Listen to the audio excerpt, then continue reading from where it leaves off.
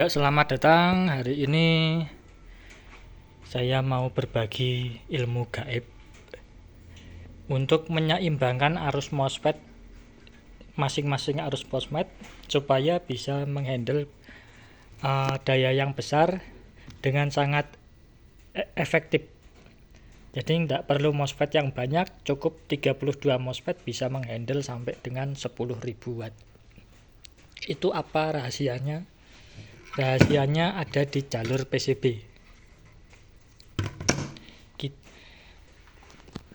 Ceritanya begini, ketika ini ground negatif dari baterai, kemudian menyuplai MOSFET low set, dimana yang negatif baterai yang paling dekat adalah MOSFET yang sini. Otomatis yang akan menerima arus paling besar adalah MOSFET yang pojok, yang dekat dengan negatif. Begitu juga yang ini. Kita balik. Nah, ini jalurnya. MOSFET yang sebelah sini mengalami arus yang sangat-sangat besar setelah diuji. Jadi seringkali ketika di 40 ampere atau di 10.000 watt MOSFET yang ini menggunakan HY4008 dia kalah, short. Kemudian untuk menanggulangi banjir short MOSFET, maka begini. Jadi yang negatif di sini mengalir titik pas tengah, kemudian balik lagi baru menyuplai MOSFET yang sebelah sini. Jadi ini saya putus. Nah, ini tak ketok. Begitu juga yang bagian tengah. Nah, ini udah keputus semua, putus. Jadi urutannya dari negatif, menyuplai 4 MOSFET di sini, juga 4 MOSFET yang di sini. Jadi pas di tengah-tengah. Dengan demikian maka berakhirlah masalah pada short MOSFET atau overheat MOSFET. Cara mengujinya begini. Kita nyalakan inverter dengan trafo, kita load beberapa watt tanpa heatsink, jadi nggak perlu pakai heatsink. Kita pegang MOSFET-nya, mana yang paling panas, pasti yang di sini. Setelah di cut seperti ini, panasnya jadi rata. Di sini anget, di sini juga anget. Yang tadinya di sini panas, di sini enggak anget, sekarang sudah imbang. Ini anget semua. Jadi dia dapat menghandle daya yang maksimal. Kalau yang sebelah atas ini enggak terlalu, dia udah imbang karena bisa diurutkan aja jalurnya. Karena dia ikut heatsink plus, kabelnya di sini udah imbang. Tapi kalau yang ground ini yang bermasalah. Yang perlu dimodifikasi. Sebelum di-cut seperti ini saya ganti MOSFET yang lebih besar, HY5608. Dari 4008 ke HY5608. Ternyata MOSFET ini lebih hard, lebih sulit untuk di drive. Tapi tidak sulit, tapi dia membutuhkan dead time PWM yang lebih lebar supaya trafonya tidak getar dan tidak mengalami overshoot. Kalau MOSFET HY4008 dia lebih ringan untuk di drive, gate-nya lebih ringan sehingga lebih presisi. Tapi kalau HY5608 butuh kerenggangan PWM supaya input pulsanya masuk.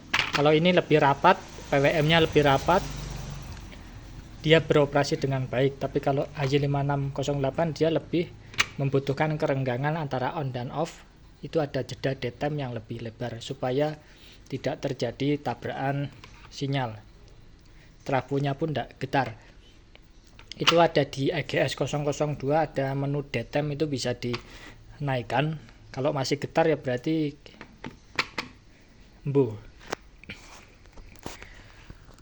kebetulan ini IC PWM Atmega bisa saya setel untuk detemnya lebih tinggi dari EGS 002, jadi menggunakan HY5608 hanya membutuhkan MOSFET yang lebih sedikit untuk mencapai 10.000 watt.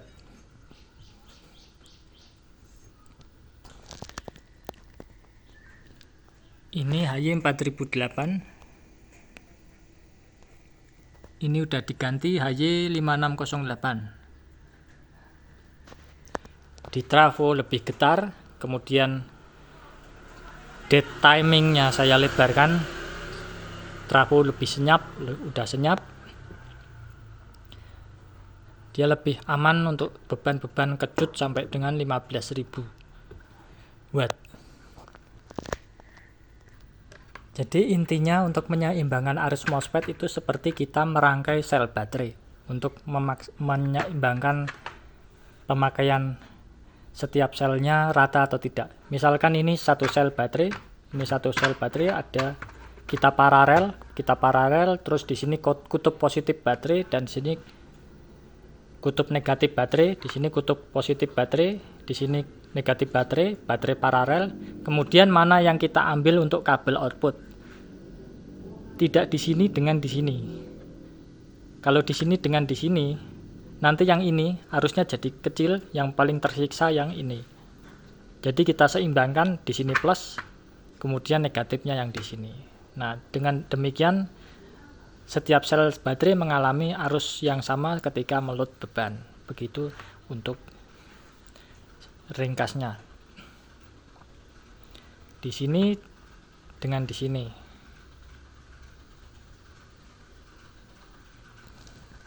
Seperti ini negatif, ini positif. Ini kabel, ibarat kabel untuk memparalelkan sel baterai. Kalau negatif di sini, baterai sel yang ini mempunyai kabel yang sepanjang ini terhadap plus. Kalau yang ini, baterai sel ini juga mempunyai kabel sepanjang yang sama ke negatif, karena plusnya nggak ada kabel. Jadi ini mempunyai kabel yang sama panjang dengan yang dimiliki oleh sel atas. Nah, terus yang tengah gimana? Sama. Karena ini negatif di sini, dia mempunyai separuh kabel, juga separuh kabel ke plus. Jadi satu ini tambah ini jadi satu kilan. Jadi yang dialami setiap sel sama.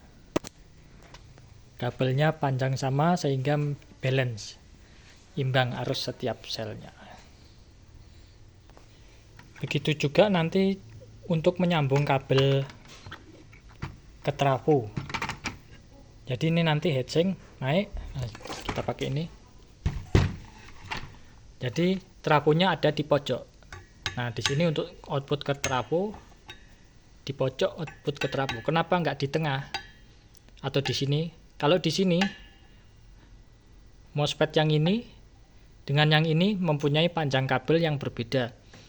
Kalau di sini ke trafo, ini MOSFET ini jarak ke sini udah panjang, terus dia mengalami jarak ke negatif juga panjang. Sedangkan yang ini negatifnya dekat, trafonya dekat.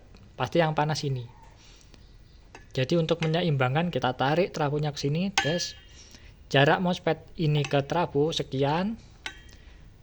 Jarak ini ke trafo lebih pendek, tapi ditambah dengan ke negatifnya lebih panjang.